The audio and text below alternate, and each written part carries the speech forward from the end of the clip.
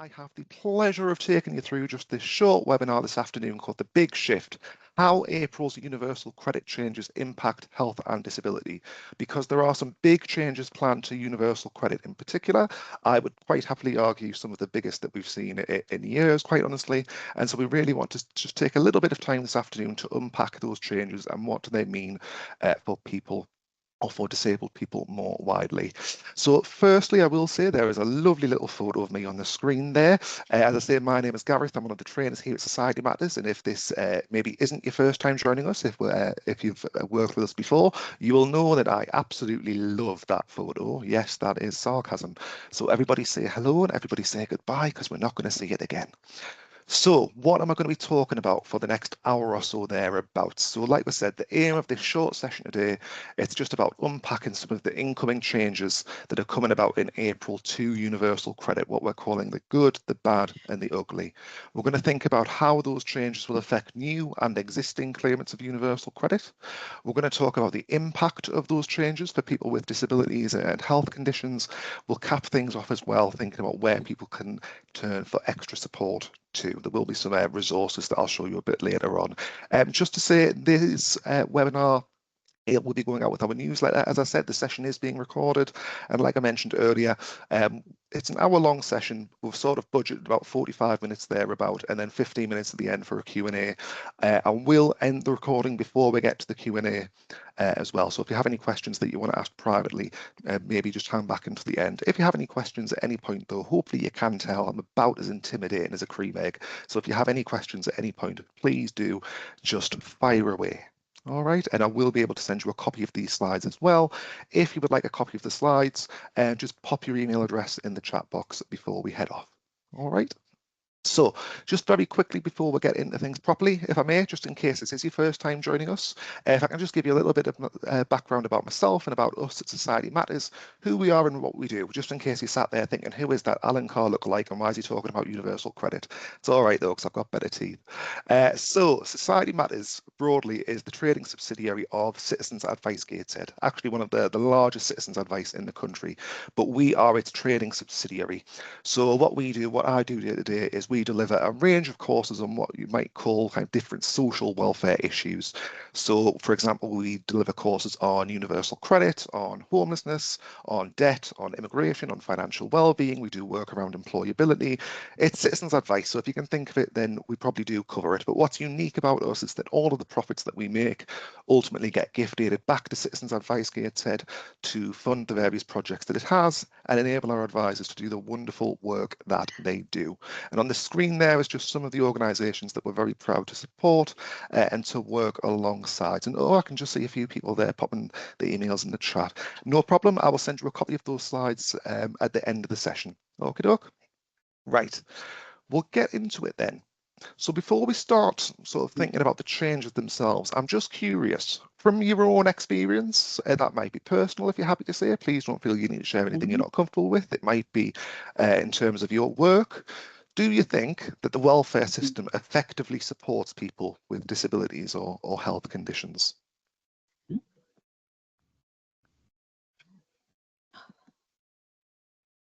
you think it does a good job?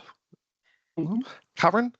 Oh, aggressive there, Karen. I like it. All caps. No. All right, I'm going to pick on you, Karen, if I may. Why not?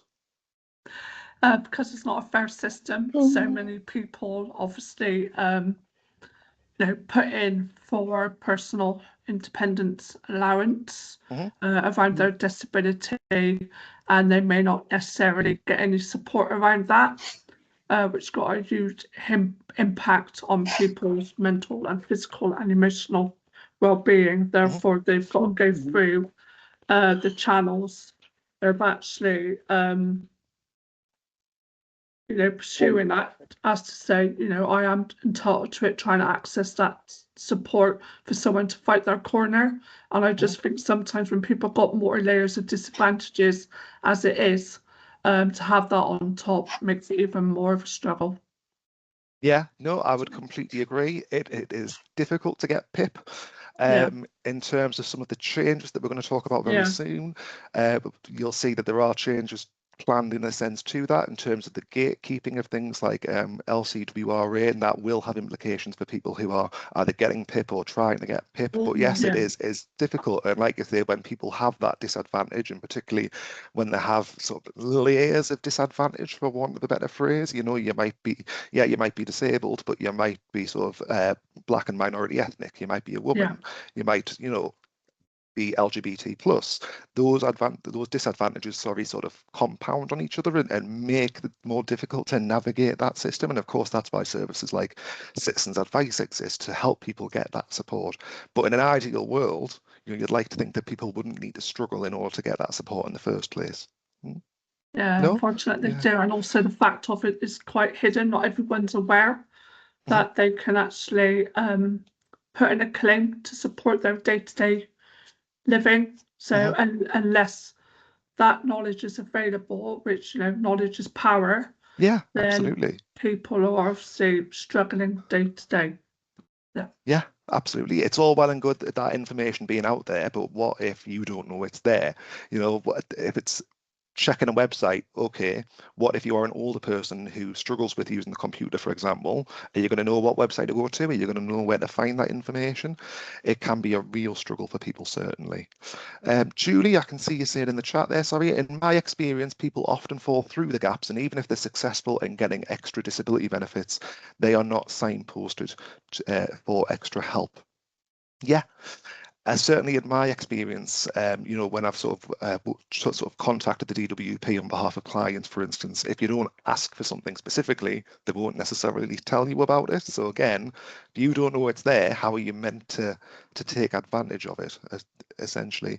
Alison, you say, no, it's too punitive. Do you want to expand on that a little bit, if that's all right, Alison? What you're thinking of there? I just think they're not compassionate at all a lot of the time. And with like the politicians speaking and stuff, they're like sickness culture, get people working. But some people have disabilities, they cannot work. And then if you don't pass you don't get limited capability for work or related activity, and they say you're fit to work, then you're getting sanctioned if you're struggling because you can't meet your work commitments and stuff. I just don't think it's compassionate at all. It's more punishing people for not working. It even can though they certainly can't. feel. Oh, sorry, go on. I talked over you there. Sorry. Even when they can't physically work. It can certainly feel like that. And I mean, I'm going to caveat this. I work for Citizens Advice. I always say nobody comes to Citizens Advice because things are going really well. People come to Citizens Advice because they've got issues. Maybe they're not getting the help that they feel they should be, for example. So I'm not saying that it's representative of everyone's experience, but certainly that's what it can feel like sometimes, can't it? Certainly. All right. So, and thank you for sharing that. It's always nice to hear people's sort of opinions and people's experiences. Just to give us sort of an idea of where we are at the moment before we sort of think about the changes. The current picture of what's called limited capability for work-related activity. I'm going to call it LCWRA moving forward because it's a bit less of a mouthful. Just to sort of give us an idea of where we are right now. So according to the DWP stats that were released in December, there are currently 3.2 million people on what's called UC Health. I'll come back to that in a second, as of September 2025. That is a 41% increase compared to September 2024. So when I say UC Health, what the DWP define as UC Health is essentially anybody that has requested an assessment for a work capability assessment is classed as UC Health. So we've got 3.2 million people on UC Health as of September 2025, 41% increase compared to the same period 2024. Now, of those 3.2 million, 2.5 million are assessed as having limited capability for work-related activity. Now, interestingly, as I say interestingly, I'm a bit of a stats nerd personally. When you break that data down and look at it according to sort of individual local authorities, 96% of all local authorities in the UK have more than a third of UC claimants on UC Health. So having started that journey, requesting your work capability assessment, potentially with the end result of getting LCWRA. And again, just to put it into perspective, about 77% of people who sort of apply for LCWRA will ultimately be awarded it. Is anybody surprised by any of those statistics? Or on the flip side, are you not surprised? That's fine too. What's your first thoughts? I am Yes, surprised. You are surprised? was- Okay, what surprises you, if you don't mind me picking on you? I only pick on the people I love, I promise. It comes from a place of caring.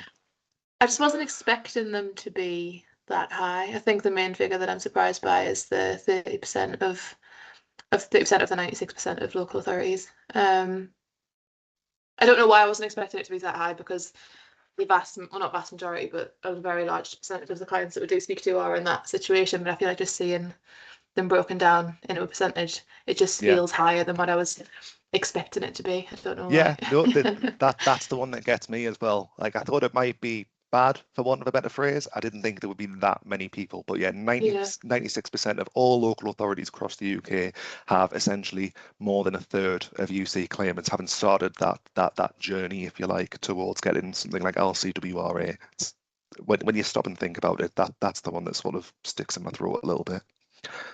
Anyone else?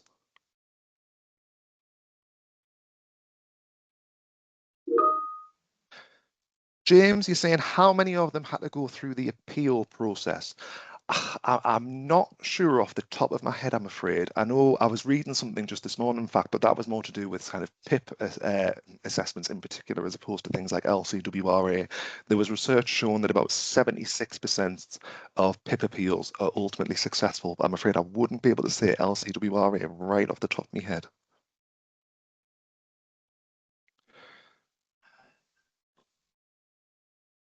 Anyone else? Is anyone not surprised or not surprised? Or... Like I said, sometimes I think maybe this job is just maybe slightly cynical, but maybe that's just me. Right. So we'll get into the nitty-gritty of it then. Firstly then, what is the rationale behind these changes? Why are the government making these changes?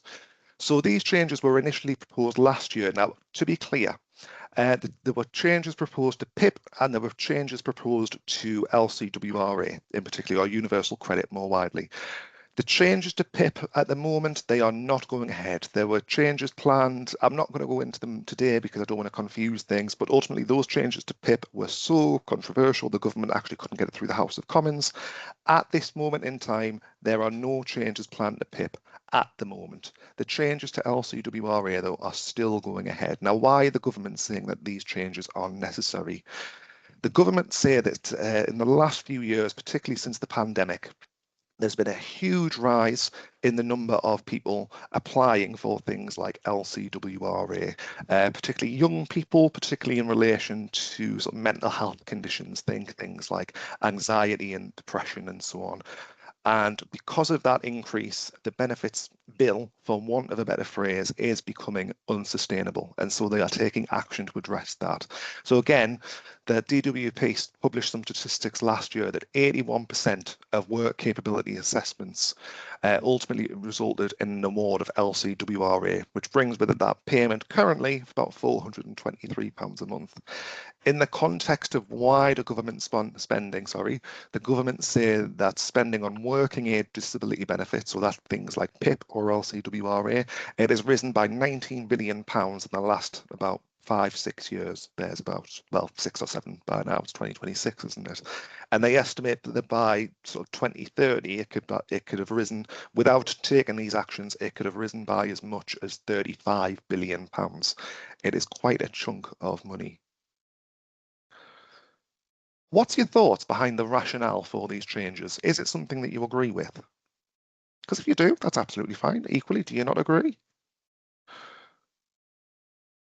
Do you think we need to be taking action? Do you think this is the place to do it, or this is the demographic of people that should be sort of bearing the brunt of those changes? Alison, you're saying you don't agree. Okay, why don't you agree, Alison? I don't agree because of the group of people that it's punishing, really.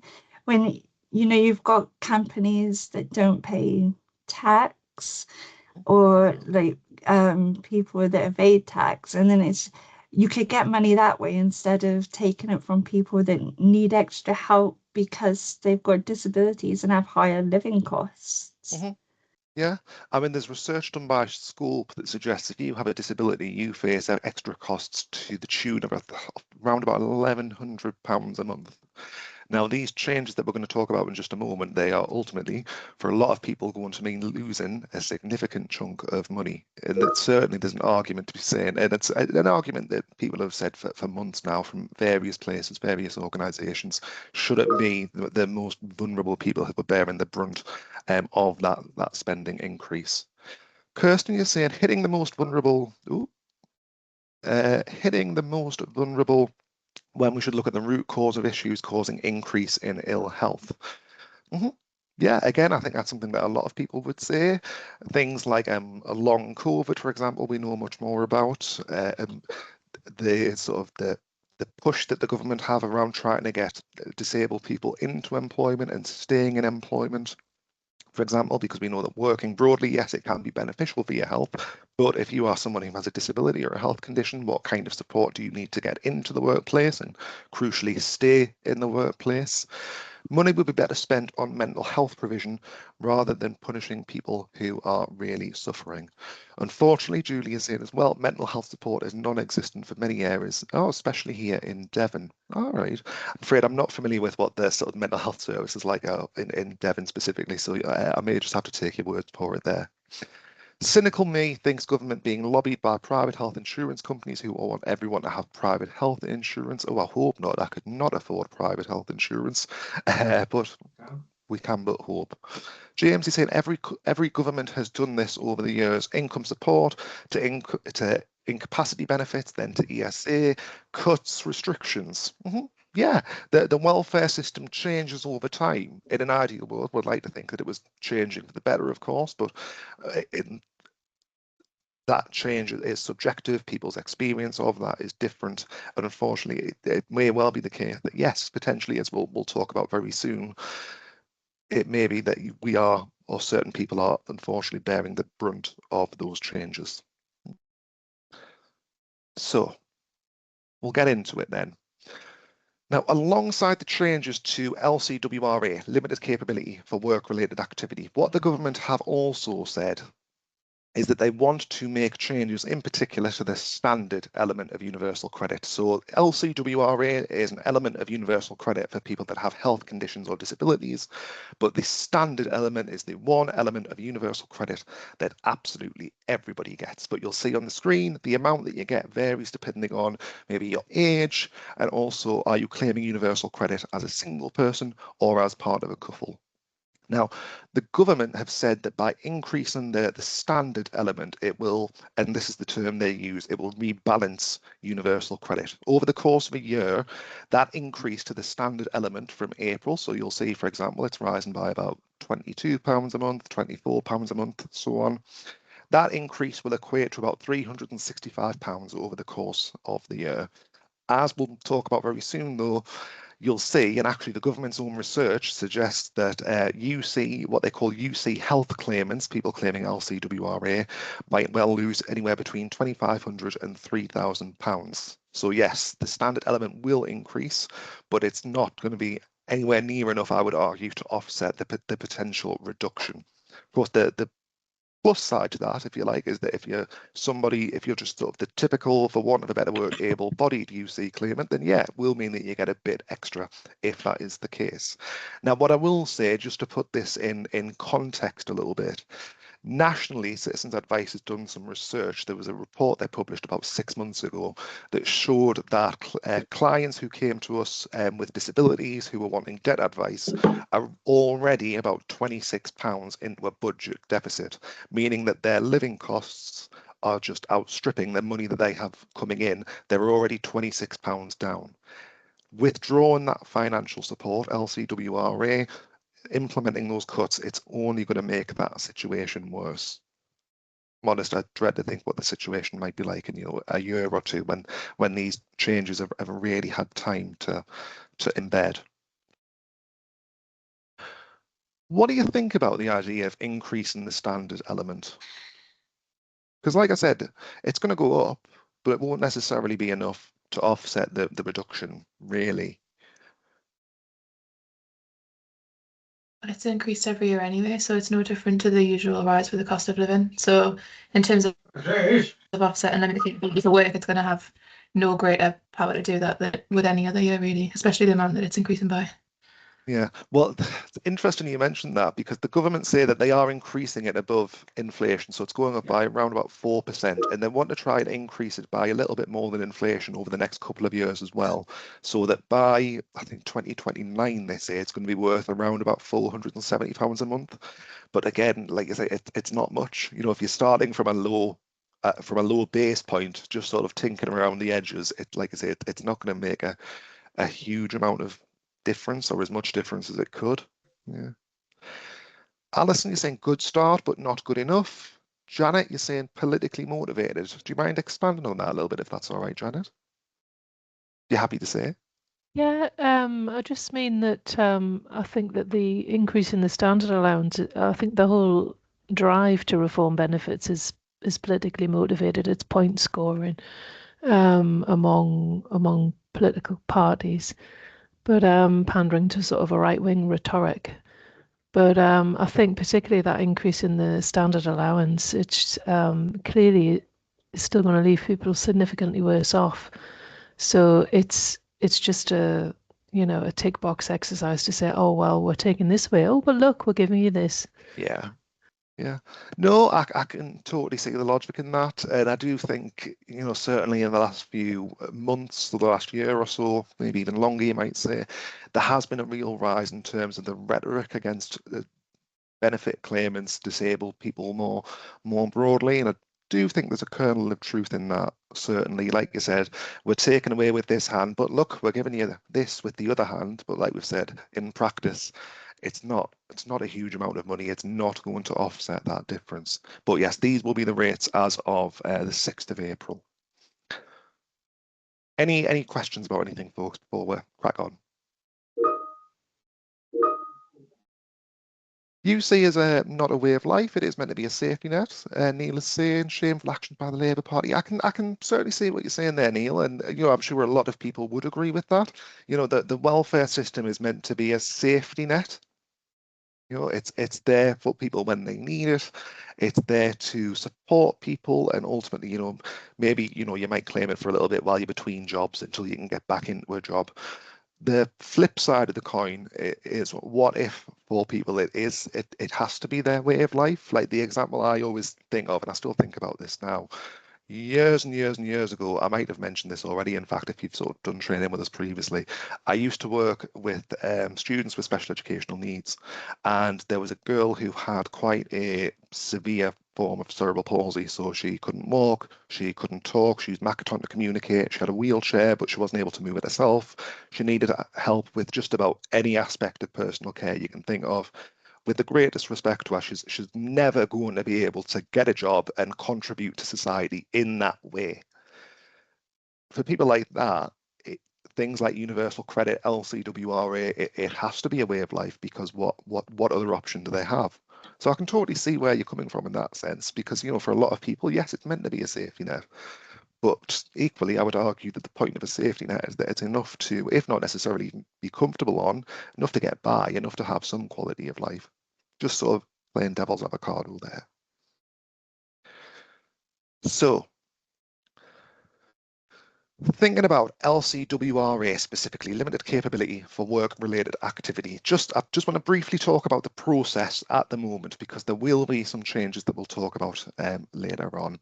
So the process at the moment, if you have a health condition or a disability that affects your ability to work and you're claiming universal credit and you want to claim LCWRA, you will need to submit fit notes to the DWP for approximately 3 months, and they will send you a form. It's recently been rebadged. It used to be a UC 50 form. It's now a WCA 50 form, Work Capability Assessment 50 form. All they've done is change the name. It's pretty much the same as what it used to be. It will ask you how you manage various different activities around your physical health, your mental health. It's not the same as applying for PIP, just to be clear. So it will ask how you manage things like learning new tasks. How do you manage reaching for things? How do you manage coping with change, and so on? You will fill it in. you'll send it off and you will be invited for a work capability assessment. So that's a conversation with your health professional about how your health condition affects you. Off the back of that work capability assessment, the DWP will decide one of three outcomes. Either you're fit for work, and unless we appeal, I'm afraid that is the end of it. You're not going to get this element, you're not going to get LCWRA or the extra payment.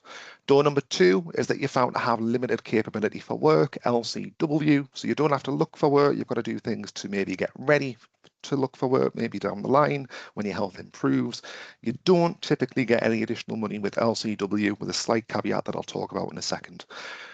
And then door number three is LCWRA, limited capability for work and work-related activity.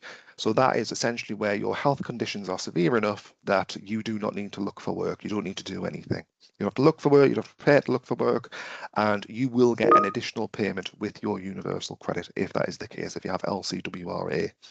I say that is the process for now. You'll notice I put it on the slide. That is because from 2028, the government have said that they intend to essentially get rid of, to scrap the work capability assessment altogether. In the future, from 2028, that means that the PIP assessment will be the only assessment that people will have to go through. Because at the moment, we have this sort of awkward situation where you'll go through one assessment to get PIP, you'll go through another assessment to try and get LCWRA. And it's something that Citizens Advice and other organisations have called for a long time, simplifying and streamlining this system, because going through those two assessments, it's very stressful for people. It takes a long time. There's a lot of duplication of evidence. And so this is an attempt to try and simplify that system, which on paper sounds pretty good, but there are some issues with that I'll come to a little bit later on. Eileen, I can just see you saying in the chat there, some people have no alternative and struggle to have enough to live on. Anyone using food banks, etc., are to be admired for their resilience. It's a terrible way of life for many. Yeah.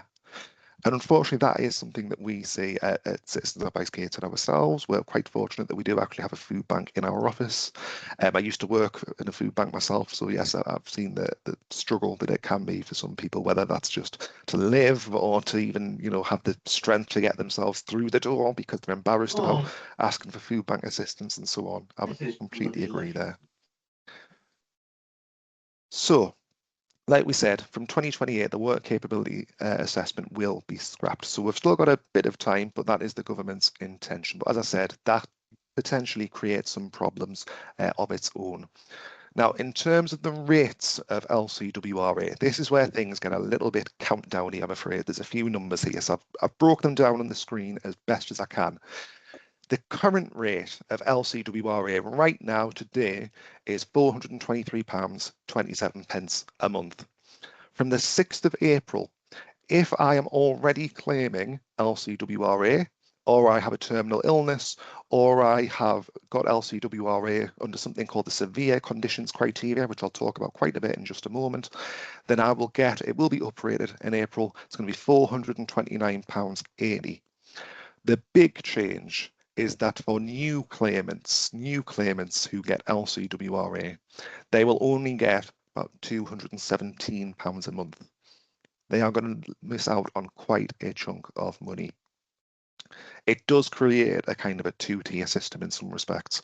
You will have two people with the same health conditions, and quite simply, depending on when they are awarded LCWRA, yes, they could get very, very different levels of financial support. There is also, we don't need to think about this too much, but I've just popped it on the screen there for the sake of completion. There used to be something called the limited capability for work element, the LCW element. That still exists. The only people who get that payment at the moment, though, are people who were already getting it as of April 2017, because in April 2017, that element was abolished. So some people will get LCW at the moment. It's currently £158.76, and it won't be rising in April. It's staying exactly the same. But the only people who get it were the people who were already getting it before April 2017. Like I said, we don't need to think about this one too much. I've just put it in for the sake of completion more than anything. So you'll notice here, we've mentioned that from the 6th of April 2026, pre-existing claimants will get this higher figure, this £429.80. So people who are already getting LCWRA right now, for example, also people who are terminally ill or get LCWRA under what's called the severe conditions criteria. So if you are, just very briefly, sorry if you're not aware, if you are terminally ill, if you have 12 months or less to live, then you can apply for things like LCWRA and other disability benefits under what's called special rules for end of life. And it's sort of like a fast track process, for want of a better phrase. You will typically get a decision much quicker. You will not be invited for a work capability assessment. And yes, you will continue to get that £429.80 if that is the case. Julie is saying, do you mean new claimants for UC or new claimants for LCWRA? So it will be both essentially, because if I was to apply for UC tomorrow, because you typically have to submit fit notes for 3 months before you can actually be awarded LCWRA. There's what's called the 3-month waiting period. By the time I actually got LCWRA, I would be getting that higher figure. I've raised with the Citizens Advice Expert Advice. Oh, look at you, Neil. Oh, sorry, it's just disappeared off the chat there. 1 second. I've raised with the Citizens Advice Expert Advice team whether this reduction amounts to discrimination. They've said no, but I forget the reason why. I've wondered the same thing myself. I might even raise some things similar to myself to try and get to the bottom of it. I mean, there's arguments you can make there. Certainly, we see it already with things like the standard element of UC, where if you're under 25, you just magically get a bit less, and sort of is it a sort of form of age discrimination, etc. But it's the system that we have. Eileen, you said new legislation yesterday means that as long as you claim UC, provide medical evidence and request a health assessment before the 6th of April, you will get the higher rate of LCWRA when it's eventually awarded. Right, yes, so there are some caveats to that. So like you've mentioned there, Eileen, you've beat me to it there, Eileen. Come and do my job, you'd be brilliant. So there are some caveats to that. So like we said, if I can claim it, and as long as I request it, then potentially, yes, I could get it. There are also some caveats to that around if I'm already getting what's called limited capability for work, and then if I request a reassessment by that point, but I'll come to that in just a moment. Now, in terms of the severe conditions criteria, and I do want to spend just a couple of minutes talking about the severe conditions criteria if you are not already aware of it. The severe conditions criteria, firstly, it applies to people that are sort of judged to have the most significant, the most severe, the most sort of disabling conditions, for want of a better phrase, where they are not going to be able to get they're not going to improve, they're not going to be able to work, and so on. The severe conditions criteria will continue to exist. Like I said, it's a kind of a subgroup of LCWRA that applies specifically to people with those very severe conditions. Now, if they meet the severe conditions criteria, they will not need to be reassessed. But in order to meet the severe conditions criteria, there are four criteria that need to be satisfied. So you can see them on the screen there. The level of impairment must always meet LCWRA.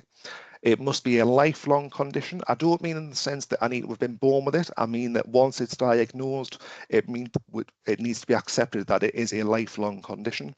There needs to be no realistic prospect of recovery, and it needs to be an unambiguous condition, meaning that we know that the symptoms of whatever it is are caused by this condition.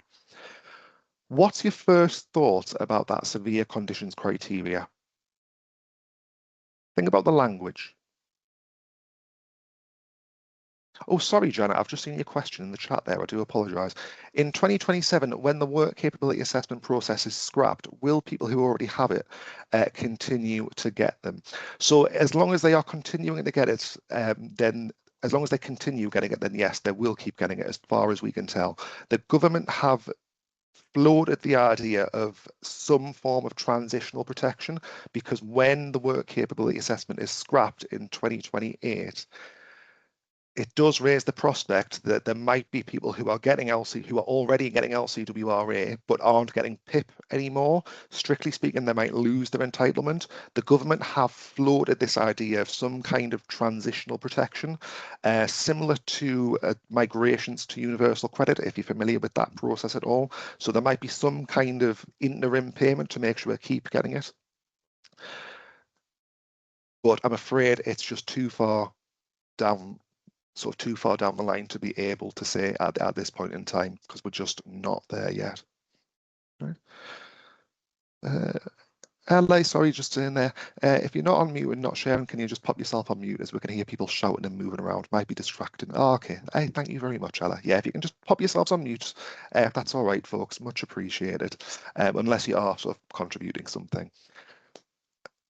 Julie, you're just saying an unambiguous condition. So an unambiguous condition just means that we can say that the symptoms that you're experiencing, that's, for example, I'm having pain, for instance, we know that the pain is caused by this condition. So we know what's causing it, essentially, if that makes sense. Lynn, the SSC, that is the severe conditions criteria. Sorry, I've just abbreviated to SSC to sort of not have to type it out again and again and again. What do you think about these severe conditions criteria? Do you agree with this? Do you think this is sort of quite fair? Do you think this is sort of catches everybody it needs to catch?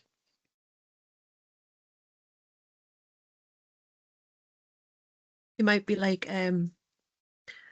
if you might see your own thing as severe, other people might argue like what is severe for condition wise. Yeah, absolutely.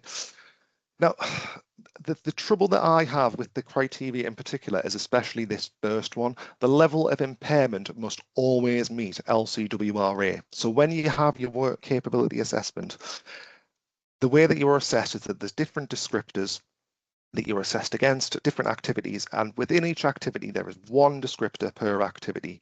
And if you meet that particular descriptor, you are assessed as having LCWRA. So for example, I'll just bring them up on the screen very, very quickly and we'll take a quick look at one. So this is, I will make sure you get the link to this later on. So these are the descriptors that assess LCWRA. So for example, if I have my work capability assessment and it's decided that I can't raise either arm as if to put something in the top pocket of a coat or a jacket, then I will be awarded LCWRA. Or it might be, I can't press a button like a telephone keypad with either hand, can't turn the pages of a book with either hand. If that is the case, then I'll be awarded LCWRA. My issue with that is that they must always meet LCWRA. They must always meet that threshold. So what if, for example, you have a condition like motor neuron disease, like Parkinson's, for instance? It might deteriorate over time, it might fluctuate. It might be better, earlier in the day when you get up versus later in the day when maybe the sort of the fatigue is set in, if you like, for want of a better phrase. What then? On the basis of this, on the basis of these criteria, you are not going to be able to be awarded the severe conditions criteria. You're not going to be awarded LCWRA on that basis. That means you are not going to get that higher payment because you need to be getting LCWRA specifically under the severe conditions criteria in order to be able to access that higher payment. So it might well be the case that, I might have Parkinson's, motor neuron disease, whatever it might be, but what if it just hasn't deteriorated to that point where I am always meeting that threshold? I'm just going to have to exist on a payment that is just over half of what I could be getting until I reach that point. The other issue that I wonder if the government have thought about is because in future the work capability assessment is being scrapped. Okay, but that means people still need to go through the PIP assessment. Now, when you are awarded LCWRA under the severe conditions criteria, that means that unless your health improves and you report a change, you do not need to be reassessed. You will just keep getting it. Problem is, if in future the work capability assessment is scrapped and PIP, particularly the daily living component of PIP, is what determines whether you get LCWRA, what if in future I lose my daily living component of PIP? This is a question that people have asked the government. What if somebody is getting LCWRA under the severe conditions criteria and then in the future they lose their entitlement to PIP? We don't know, they have not said what will happen in that case, whether that person will continue to get LCWRA. So it's all well and good, the government saying that, yes, getting the severe conditions criteria or meeting that threshold will protect you for life. But in practice, we don't actually know that it will, because what if down the line that person loses their entitlement to PIP? Where do they stand then? We don't actually know. Seems like it'll be harder for people with poor mental health, really strict. A lot of people will lose out. Yeah. In my view, the severe conditions criteria will not apply to 90% of claimants. That is my worry, if I'm honest. How many people will these criteria really apply to, particularly on the basis of, like we said, the level of impairment must always meet LCWRA. Kirsten, you say many of my clients qualify for LCWRA due to cancer and treatment, but not PIP. How will they manage without LCWRA?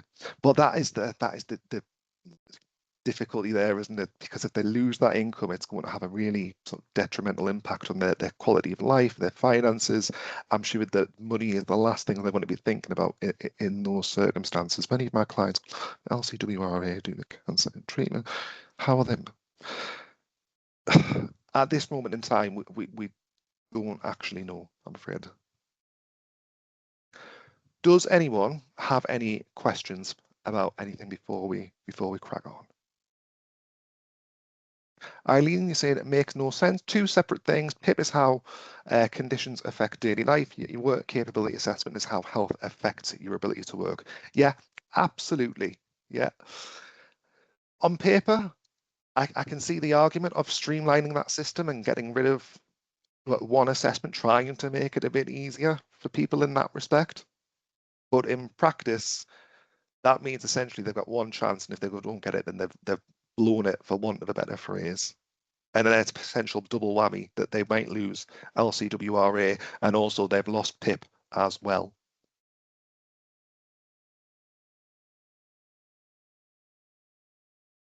So when it comes to these changes around LCWRA, that timing is absolutely vital. That is because normally there is a 3-month waiting period before LCWRA can be added to an award. Now, with the cut taking effect from the 6th of April, generally speaking, anyone wanting to get LCWRA in payment beforehand needed to have made a claim by early January. But there is there's a kind of a two-tier system in that respect even here. If someone's already been assessed as having limited capability for work, they can request review. Now, there's no waiting period in that case. And provided the LCWRA is awarded, then it can be included in the start of the assessment period when it was requested. Now, as long as that assessment period, so universal credits, it's based on your monthly assessment period, as long as that assessment period falls before the 5th of April, they will receive that higher amount. So again, you'll see here, it is a two-tier system. You will literally have two people with the same health conditions, but just because of maybe when they've reported the change or their circumstances, when their health is deteriorated, for example, then I'm sorry, you're going to miss out on, £200 a month. So if a person gets PIP, they will automatically get LCWRA. Yeah. So yes, that's the government's intention that from 2028, when the work capability assessment is scrapped, PIP will be the sort of the gateway, if you like, to getting LCWRA. They're renaming it then to the health element, but essentially it's LCWRA. That's the intention from 2028. Yeah, yes, Carol. Sorry, you've got your hand up there, Alison. Yeah, I just wanted to ask, so if you're on New Style ESA in the support group, if I applied on April the 5th, am I going to get the higher rate? Because I already did that relevant period with ESA. Do you mean, sorry, if you're, sorry, do you mean if you're in the ESA support group and you want to claim LCWRA? Yeah. Sorry. So yeah. I would need a there's a voice in my head saying yes, but I would need to double check that if that's all right. Would you be happy to just pop your email address in the chat? I'll do a bit of digging and get back to you on that. Brilliant. I'll do some digging. There's a voice in my head, but I wouldn't want to give you bad advice, so I'll double check that and I'll drop you an email shortly after the session if that's all right. Okay, thank you. Okay, no worries, no worries. Any other questions there, folks? Yeah, I can see someone's got their hand up there. Yeah, I want to know, when you submit a footnote, is it 3 months following the footnote submission, or is the month that you submit the footnote also included in the count? So it'll be 3 months. So 3 months submitting your footnote, and then that's when you'll be sent your WCA 50 form, and then it'll be sort of following that is when it will be included. And no, my question is, let's Oh, say sorry. I submit a footnote like today, and it's already in the middle of my assessment period today of universal credit. So then do I have to wait another full 3 months before the LCWRA is awarded? Yeah, Is it because there's 3 that full months following? because there's that 3 month waiting period. Then yeah. So it needs to be, so it's basically everyone waits 3 and a bit month then. In a nutshell, essentially, yeah. Okay, thank you. Yeah. Right. Any other questions there, folks? No? Eileen, a possible new development, yes, as long as you provide medical evidence like a fit note and request a health assessment before the 6th of April, you will get the higher rate of LCWRA when it's eventually awarded. Yes, so that literally just, legislation just sort of came out yesterday, so there's been a new development in that respect. So just to kind of put it into context a little bit. So we've got here, for example, this is Rebecca. So Rebecca's applied for UC for the first time. It was February. She's had a diagnosis of cystic fibrosis. She submits fit notes for 3 months. She's sent the WCA 50 form, and her work capability assessment, following her work capability assessment, is ultimately awarded LCWRA. Unfortunately, she would have received the lower amount, £217 a month, because that assessment period, that 3 month wait, if you like, will fall after the April cutoff. Now that is before the new development that we just had yesterday in that respect. Flip side of the coin, we've got Malcolm. So Malcolm has been on UC for several years. He's previously been awarded LCW after a minor stroke. Following a second stroke, he requests a review of his LCW status in February. And then after that, he's awarded LCWRA. In this case, because he already had LCW, there's no waiting period. And because he requested the review before April 5th, he is currently receiving the higher amount, that £423 a month. Okay. Just to sort of put it into practice there, that's the two-tier system that we could well see. So just to sum up then, so what we call the good, the bad, the ugly. So the good is that there is continued protection available for certain groups. So like we said, people who are terminally ill, people who qualify under that severe conditions criteria. The rate of the standard element that we've talked about, it is increasing. That will offset some of the reduction that some people might experience, but it will benefit UC claimants more widely. In terms of the bad, we've talked about it already. It will mean a cut. Two people with the same health conditions could get different levels of financial support, quite simply depending on when their health changes, for instance. In terms of the ugly, it creates a two-tier system. It's systemic, it's baked in. That's what it's doing. That's what it's there for.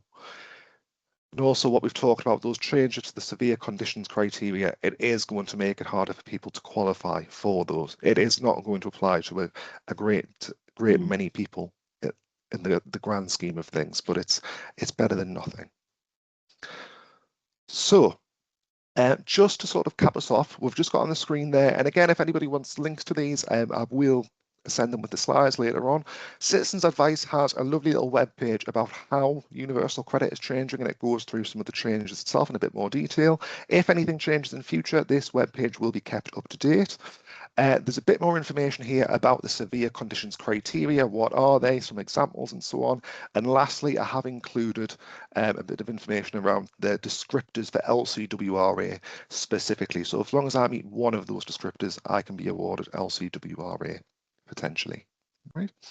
So just to cap us off, If I may for just a second, if you're not already aware, Society Matters, we're very proud to say that we have actually developed 2 full-day courses covering all things universal credit. One is more sort of introductory level, and other more advanced. Now, between the 2 courses, it will talk about things like the upcoming changes, like we've just talked about here. It'll talk about the 6 elements of universal credit. So what are they, how much they're worth, when they apply, managing a UC claim today, thinking about things like how do I make a claim, how do I avoid sanctions, what can I do if I've been sanctioned, but also we'll talk about how we can help more sort of vulnerable client groups. So maybe you're sat there thinking that you work with, for example, homeless people or offenders, ex-offenders, people with additional needs. What can we do to support those people in terms of managing universal credit specifically? Now, if you want to find out a bit more information, what I will do, I'm just going to pop one little link in the chat to our web page, and what you can do on there is if you just pop in some details, you can download a copy of our training brochure. You'll just find it in the chat there if you want to find out more. That does bring us to the end of the session.